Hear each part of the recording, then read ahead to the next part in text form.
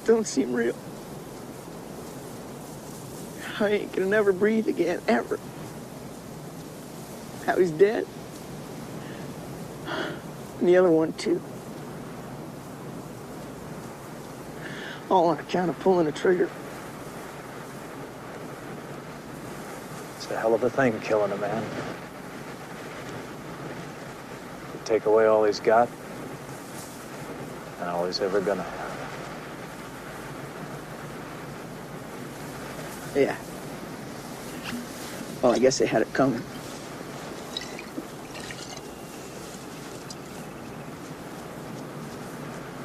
We all have it coming, kid.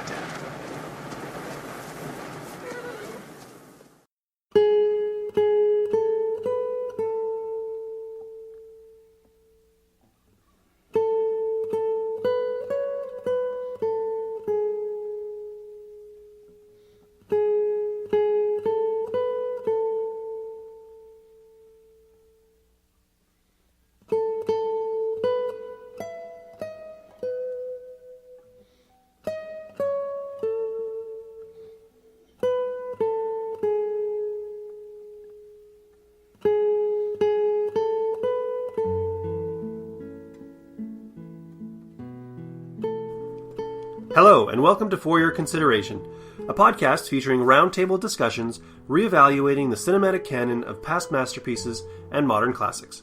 I'm Mike Josick. And I'm Dustin Friesenan. Thanks for joining us. This week on the podcast, we're covering the early 90s release, Unforgiven. This heavy metal classic by Metallica was from their eponymous fifth album, better known as the Black Album. It's the second single off their album, and while this power ballad spawned two more songs by the same name, they were nowhere... What? This is the Clint Eastwood film, Unforgiven? Right! Movies. That's what we do here. I remember now. Right, so the movie Unforgiven, in which Clint Eastwood manages to somehow be the most badass and the least badass character, and where everything gets started because his pigs done got sick with the flu, and a hooker got her face cut up by some jackass with a tiny pecker. Nobody deserves that. Deserves ain't got nothing to do with it. Unforgiven was directed and produced by Clint Eastwood, written by David Webb Peoples, starred Clint Eastwood, Gene Hackman, Morgan Freeman, and Richard Harris. Music was by Lenny Niehaus, cinematography by Jack Green, and edited by Joel Cox. The film was given wide release in August of 1992 and was received with near universal acclaim. The film went on to win 4 Oscars that year for Best Picture, Best Supporting Actor, Best Music, and Best Cinematography. It currently sits at number 98 on AFI's Top 100 Greatest Films of All Time list, and at 112 on IMDb's Top 250 Most Popular list. Dustin, how did you feel about the movie? Normally I'm not a big Western guy, but this one actually I really enjoyed. And a part of that is that I didn't even realize that that's what they were going for, but it's almost an anti-Western. You've got a whole lot of tropes that they acknowledge, they lampshade the hell out of, and then sort of play on. And I loved how they did that. I agree. I hesitate to call it a postmodern Western, but I mean, I have read people refer to it as Eastwood's swan song or a eulogy for the modern Western. I know Hollywood at the time, there wasn't really a lot of Westerns being made. I think Young Guns was probably a couple years prior to that. Silverado was there, and I'm struggling to think of anything else that might have come out around that time. So, yeah, it was kind of an odd thing to hit the box office, but... And when I say anti-Western, I don't mean like it's working against Westerns. It's just, it's trying to break it down a little bit. Everything everyone does in the movie sort of plays into that lampshading that I mentioned. Clint Eastwood, when I said he was the most badass and least badass, every story about him is how he's basically the craziest desperado you've ever seen. But all you see him at first doing is slipping in some mud and really hamming it up. Like, everything he does is so ham-fisted, it was ridiculous. I was actually a little nervous at first. I agree. You almost get the feeling, if you didn't have if you didn't have Clint Eastwood's previous film career and all the westerns that he'd done sort of in the back of your head, or like you said, all the other characters talking about his legendary feats of badassery, he really does come off as kind of a milquetoast character. He's older, he's clumsier. There's a great scene where he's trying to... Get up on a horse? I forgot about the getting up on the horse scene. No, I was talking about the one with the gun, where he's trying to fire the gun and see how good of a shot he is again. And he's not a very good shot at all. He's okay with the rifle when he finally brings that up and gets angry at it. But yeah, like everything is set up where, you know, even his acting, and we talked about this after we watched the film, and the acting in the first half of the movie, like neither of us really bought his delivery. His lines seemed very stilted, very strange. And I mean, I don't think Clint Eastwood is, you know, an amazing actor in that respect. I mean, Clint Eastwood is Clint Eastwood, but he was so out of place in the first half of that movie. And I honestly thought that he was doing a bad job. And I was thinking, you know, I hadn't seen the movie probably since the mid-90s when it first came out on video. And yeah, I was like, oh my God, what are we in for? Like, this is really bad. And considering where his character goes and how much better his performance gets, I can't help but think that that was all calculated and that was all planned. And I kind of have a theory about the first half and the second half of the movie and the way everything from the music to the editing to the acting to the writing breaks down.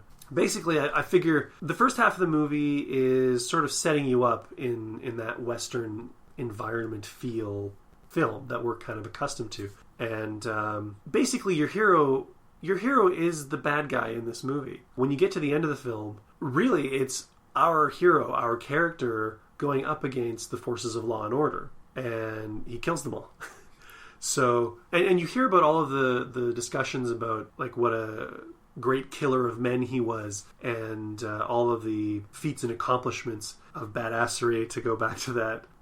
Basically, in the first half of the film, you get the milquetoast version of William Money, and you only have everyone else's word to go on as to how tough and dangerous and vicious this character is, as they reveal later, killer of women and children as well as men.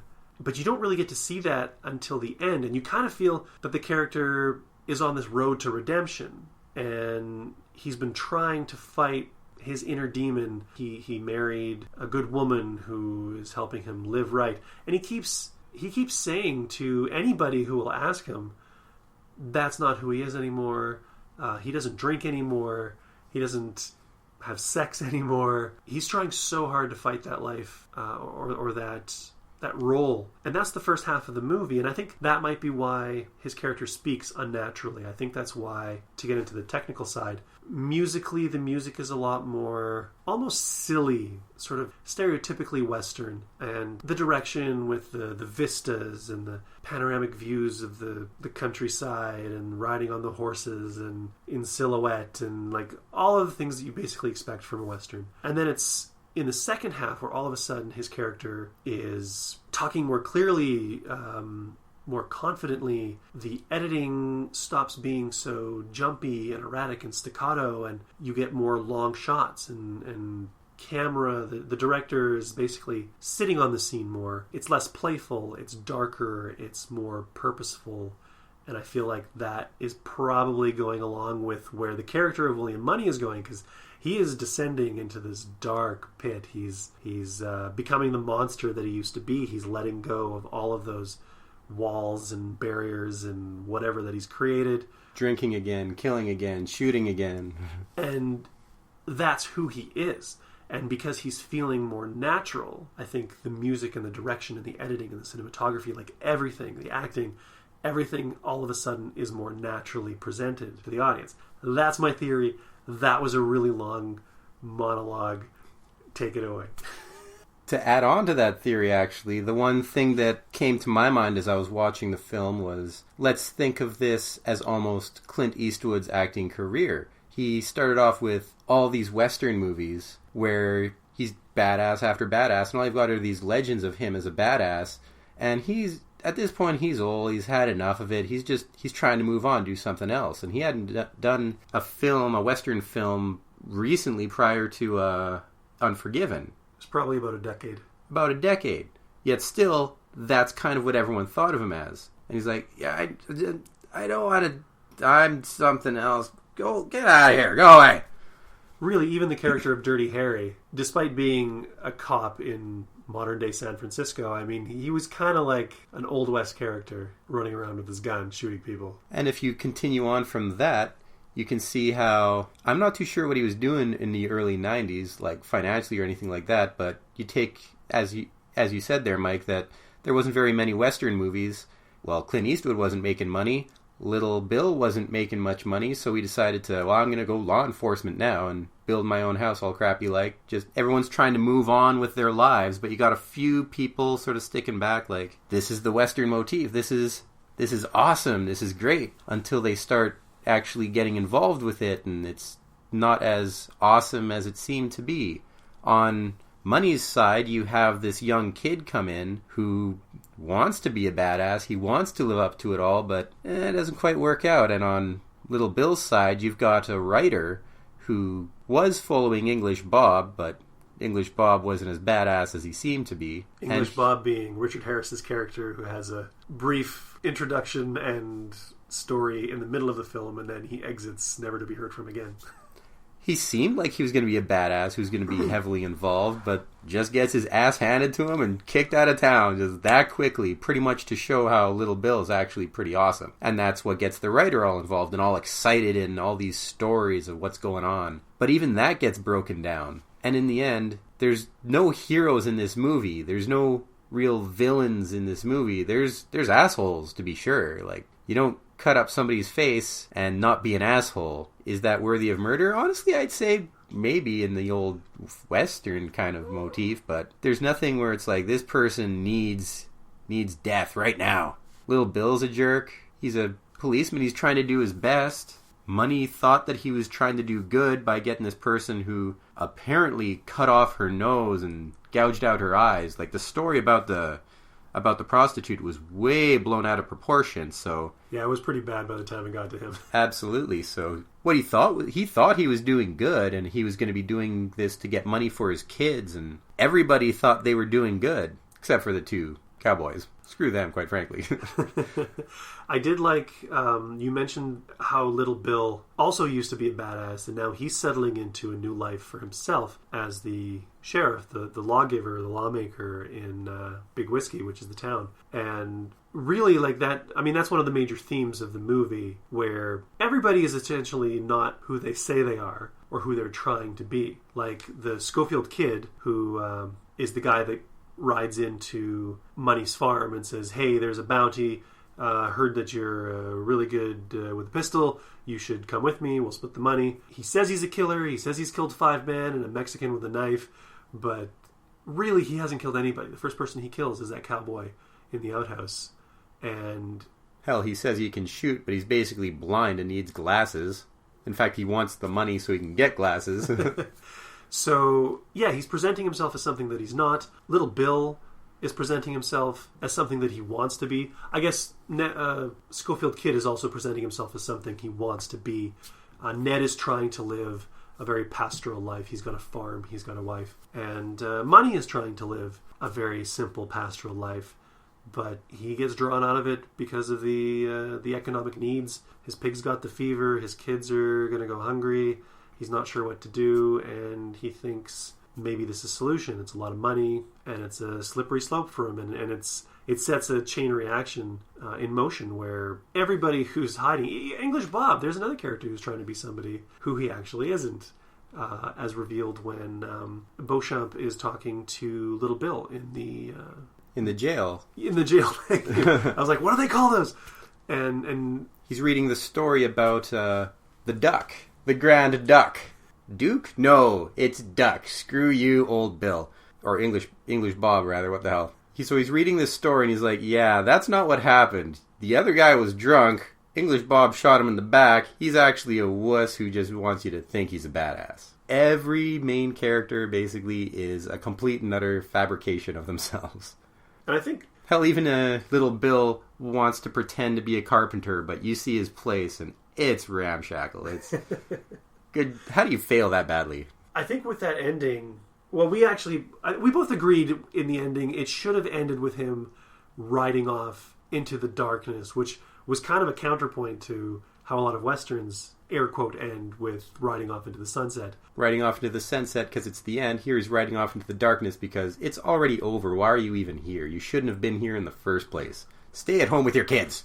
And the film... Who's watching the kids? They're 10 years old. What the hell, man? The film comes back after Money rides off, telling everybody, I'll come back and kill all you sons of bitches if you don't bury Ned properly.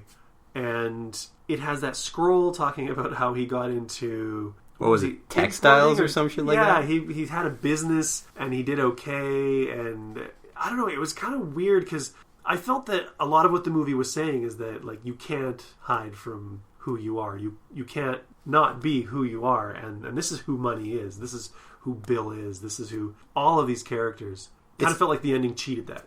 It's not that the scroll couldn't have worked. It's just that what they actually did with it seemed really, really out of place. It did not fit. It kind of worked against the ending, I'd say. I guess they wanted to bookend, because the film starts with a similar scroll, a similar scene out by the tree. It's a long shot. I guess it's fair as a bookend, but honestly, it could have done without either. You didn't really need that introduction talking about Money's wife. I mean, Money talks enough about his wife throughout the movie. You get the picture. She loved him. He probably didn't deserve her love, but he got it anyways. And she died, and he's remaining faithful to her and trying to live in such a way that honors her memory. Until he gets to drinking and killing again. And I mean, that's essentially what you're being told in those two little scrolls at the beginning and the end. I think they're really unnecessary. They don't ruin the movie, but I do think the movie would have been a little bit more potent without them. But maybe that's also part of the whole eulogy to Westerns or the deconstructionist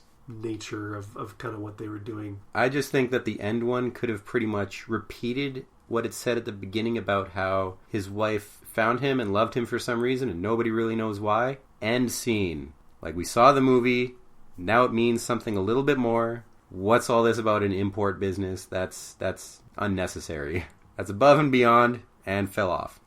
There's only two explanations I can think of for it being there. One of them being early 90s. We weren't really into, like, the nihilism yet that you see in a lot of films.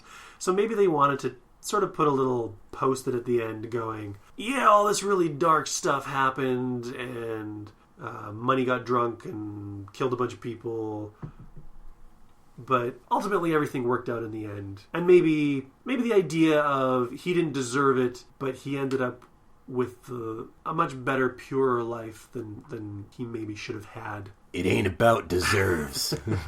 I think they might have been just trying to do the happy ending and also to... I mean, so much of that movie is about subverting what you're expecting. I think it's a pretty subversive movie if you're looking at it in context of film history, in context of Westerns, in context of Clint Eastwood's career, a lot of different things. And, I mean, maybe that was the idea because things did get so dark at the end. They gave it that little extra flip at the end.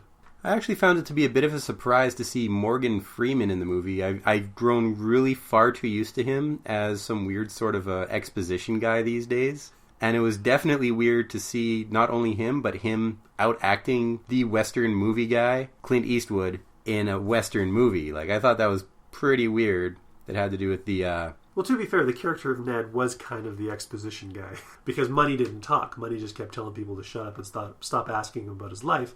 But Ned... I think Ned also gave Money some legitimacy because Ned seems like a really nice guy. Ned seems like, even though he's killed people, he's not a killer of women and children like Money is. Like, you figure that he probably killed people what deserved killing. And... Hell, his wife likes Ned, but does not like Money. You can tell she's got just friggin' stink face the entire time that she's on screen, just staring Money down. So I do think that Ned is there to say the dialogue that Money can't, to give important background. He lightens the mood. I mean, he's a pretty typical narrative trope. He Morgan Freeman's up the movie. So I wasn't surprised. I remember even at the time, like I did see Unforgiven in the theater in '92, and I was not at all surprised to see Morgan Freeman there. Honestly, it did seem at the time, it seemed like these are the kind of people that you would cast in this movie. It didn't feel like it was stunt casting or, anything of that nature. As I said, it's probably a lot to do with the movies I've seen Morgan Freeman in personally. And it tends to be the newer ones, or South Park, where, every time he comes in and explains what's going on, he gets another freckle. And you hadn't seen this film before. This was your first time watching, right? Yeah, it was my first time watching it. I have not seen very many Westerns at all, actually, in my life. Well, apparently, if we're doing this list, there's going to be at least a few more. I debated whether we should start with Unforgiven as the first Western that we did off the list, because, like I said, so many critics view it as this is the period at the end of the sentence that is the Western for the 20th century. I mean, obviously, there have been a lot of Westerns since, both on TV and in film. In fact, there's probably more Westerns now than there were in the 80s or 90s. But for that type of Western, that type of story, I don't think that's done now. I think they're telling very different. The spaghetti Western age is over, but now you have more of the gritty stuff. You have the True Grit remake, the cheesy Lone Ranger, which we're never going to do, because I hear that wasn't exactly classic. You mentioned gritty, and that kind of brings up a point. When this movie first came out, I remember a lot of the headlines, a lot of the discussion was about how it was commentary on violence. Essentially, how violence begets violence. And I've read some criticism since then discussing how a movie that's supposed to be speaking up against violence and the consequences of violence is an incredibly violent movie. And how does he solve the violence? Why, with more violence. And then to prevent the violence, he threatens violence. That'll stop him. I'm kind of jumping off the point that I think I was trying to make before, but I was talking about the ending and how I was frustrated with it. For me, like you're saying, the violence begets violence, and the solution to violence is more violence. Like, that's why I thought that it was a really dark second half of the movie, and I thought that was where the point was being made. So to have that happy ending, so to speak, where Ned's dead, and the Scofield Kid has decided he's not going to kill because he can't stomach it, and Money goes away with his kids and lives a happy life.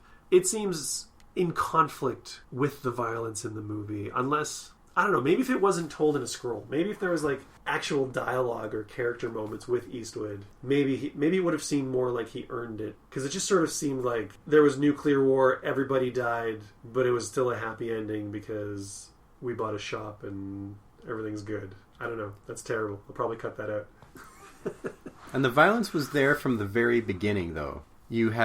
Starts off with the prostitute getting her face cut up. They post a bounty to get him killed. English Bob comes in. He gets his ass handed to him and kicked out of town. Then in come Red and Money and the Scofield Kid. They get in one shootout, kill a guy. Red gets captured. He gets beaten to death.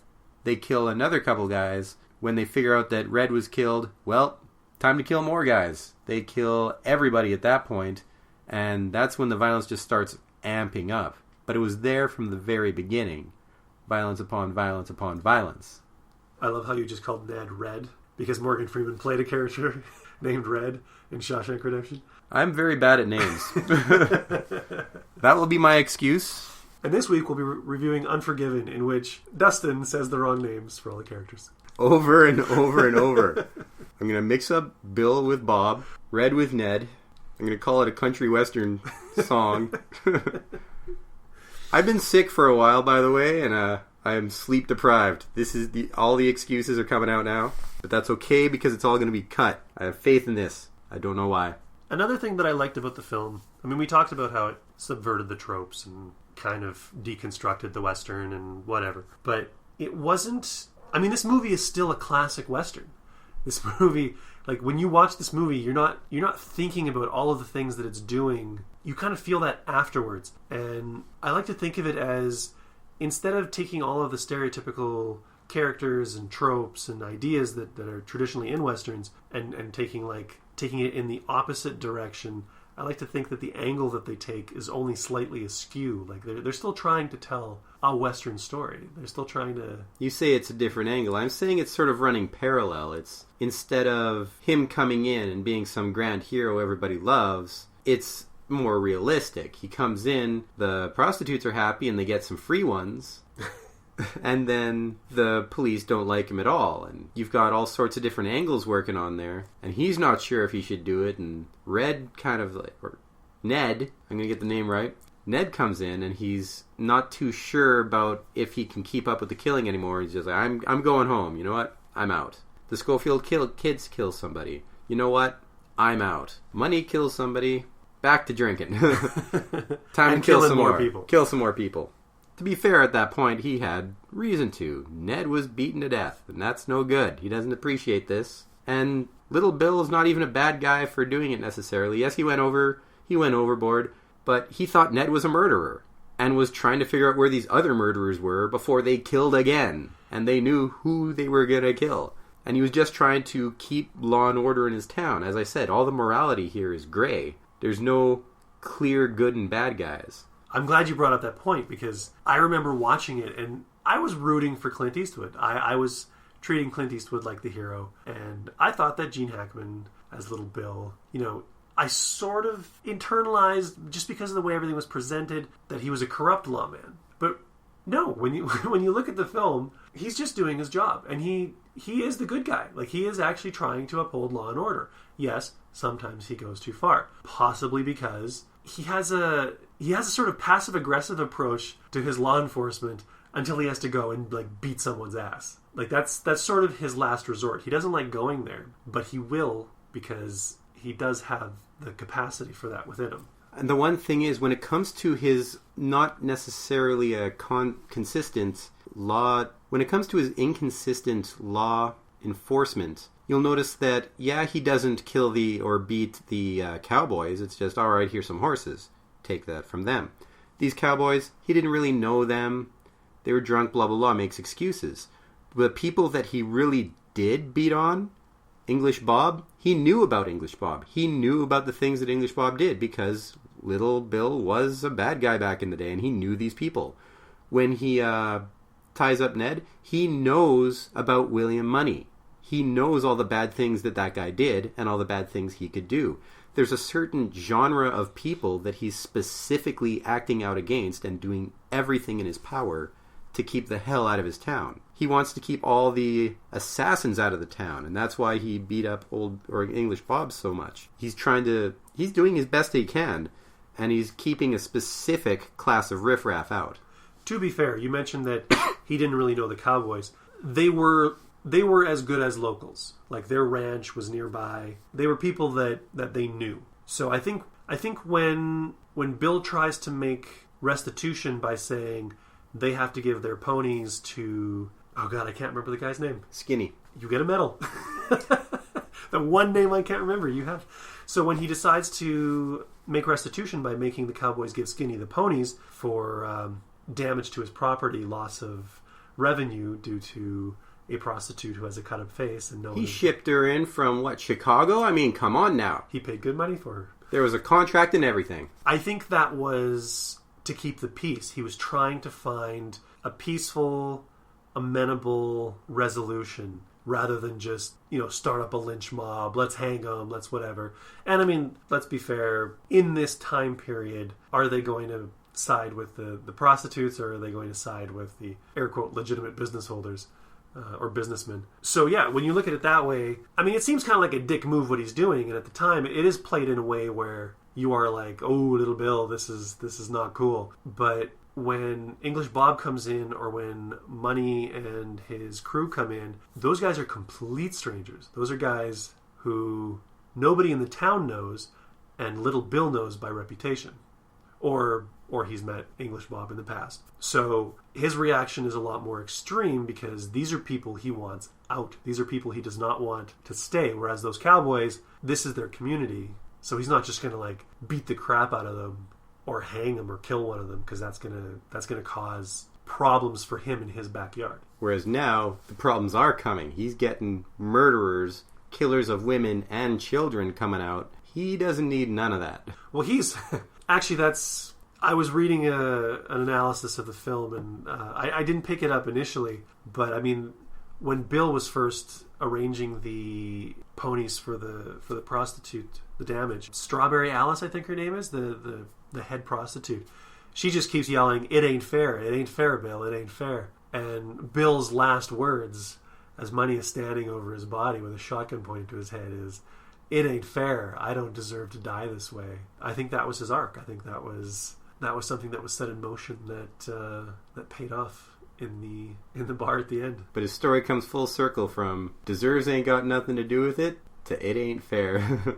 Well, maybe that is the point. Maybe, I mean, that's Money's last line, right? And in Westerns, it's the frontier where stuff happens. You don't necessarily have set out laws. Stuff's not always fair, and you try to make do with what you got as best you can. But maybe that's also the explanation for the weird ending that I feel, and I think you feel, is tacked on. That line, deserves got nothing to do with it. Obviously, you know, as we mentioned earlier, this whole thing has been like a descent into darkness for Money. He rides off into the darkness. He's drinking again. He's turned into the monster again. He's killed a bunch of people again. And yet suddenly, now he's got a successful import business. Does he deserve all that? Deserves ain't got nothing to do with it. Is that fair? Maybe? So maybe that was the point of having that tacked on the end. I did find with this movie, I mean, I was complaining at the time about the editing. You didn't hear me complaining about the music, but this is that whole first half, second half theory that I had at the beginning of the commentary here, where I kind of felt like everything about the way the first half was structured was done in a way that was somewhat slightly unnatural. Because you'd be having a scene where two characters are talking, and the camera would literally cut away like a split second before they finish talking, and it would cut to a character who's not actively engaged in the conversation. I've looked all over the internet, I've talked to people, and I can't seem to find any sort of justification for this style of editing. I suppose I could grab the DVD and listen to the commentary. I think film historian Richard Schickel does a commentary, or it's maybe a Clint Eastwood biographer or something. And that's if they mention the editing. They may comment on it, but I mean, it won an Oscar. It won an Oscar for editing. So, considering I felt the beginning was very crappily edited, makes you wonder how badly movies were edited back in '92. It makes me feel that there was a reason, and this whole movie has made me basically go back and kind of rethink the way it was put together. I mean, just in the course of talking to you about the movie, I'm rethinking that tacked on coda with the crawl saying Money lived happily ever after, and how it ties into the deserves got nothing to do with it, and maybe that's kind of the overarching theme of the whole thing. I remember having to rethink the editing. I remember having to rethink the music. Maybe I'm blowing smoke up everybody's ass, but that's how I've been able to sort of rationalize it and logic it. I, for one, didn't really notice the editing in the first half. I was a little bit too distracted by just the ham-fisted acting that Clint Eastwood was doing. So hammy. Every time something would happen, he'd just, apropos of nothing, bring up his dead wife and he'd come up with some sort of weird country saying that she would say, or he'd say about how she's helped him out before he decides that, well, I'm just going to leave my kids alone for about 2 weeks because, you know, whatever. What kind of parent, you know? Think of the children. Nobody deserves that. Anyways, okay, I think that's probably good for overall commentary of the film. Just some quick hot points, I guess. What do you think of the casting? I don't know. I honestly could not tell you. As I said, Morgan Freeman, he stood out to me at first, but he's actually pretty good in this. Like, I really typecasted him in my own mind, but I enjoyed him. Everyone acted quite well. The only person who stood out at any point was Clint Eastwood at the beginning. And there it seemed so wrong. Which seemed so wrong because he's so famous for this exact role. But by the end of it, all the acting was actually quite good. And I found every character fairly believable. I liked the casting. I liked the fact that not every role was like a major star or somebody who had been in Westerns or known for Westerns. I did think there were a few roles, though, like Scofield Kid, even the journalist Beauchamp. They were fairly stereotypical, but I think that was their point. The point that those characters were to make. I think they could have been played by just about anybody. I do think those characters didn't stand out for me, but they also didn't detract from me. I didn't watch any character in this movie except for Clint Eastwood in that first half and think, like, oh my god, like, why did they put this person in this role? Technical stuff like cinematography, music. Otherwise, the movie was very well put together. Like, there's no scenes that seem out of place. Camera work was good. The music was good. It all really fit together well. I agree. I didn't necessarily think so while I was watching it, but as a piece, when it was done, like, it just sort of felt like a souffle. it rose perfectly, and I was quite pleased with it. It was nice revisiting this movie after not watching it for roughly 20 years. And if I could throw my vote in first, I would definitely say that I would include this as a classic worthy of whatever top 100 list or film canon you want to throw it on. And I would absolutely agree. Like, there's a lot of people that I'd recommend this movie to, just from a critic standpoint, from a Western standpoint, from a drama standpoint. It's something that it will stand the test of time, I believe, wholeheartedly. Well, the fact that we're talking about it 23 years later, I think it has at least taken the first very good steps to standing the test of time.